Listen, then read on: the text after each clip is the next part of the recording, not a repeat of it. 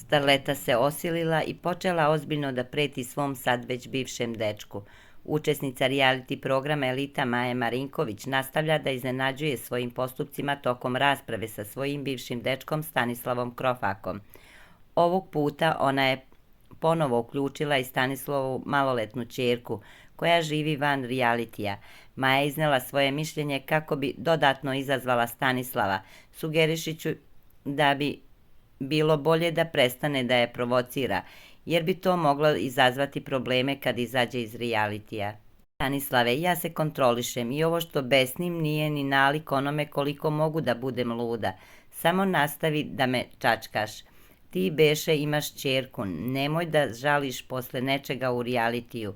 Nemoj da se ona i ja negde sretnemo, pa da bude haosa, pričala je Maja, a cimeri su joj pričali da nije normalna i da preteruje.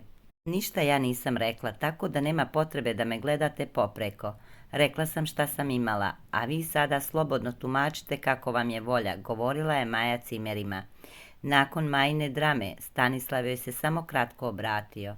Ti, devojko, treba odmah da ideš da potražiš pomoć psihijatra. Posle ovih reči treba da ti bude jasno da sigurno neću da budem sa tobom. Ne zanima me ništa, samo se drži ako možeš što dalje od mene.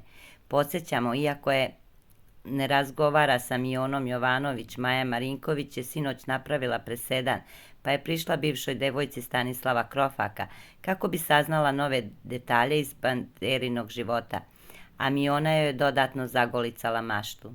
Jovanovićeva je otkrila šta je pronašla u Stanislavom telefonu neposredno pred ulazak u Elitu, a Maja je zanemala od šoka.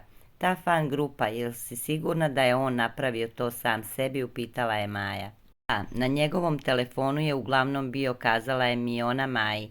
Ako nije želeo slavu, šta će mu to, gospode, rekla je Maja. Pre nego što sam ušla, videla sam sve u telefonu što mu se nalazilo, kazala je Mijona.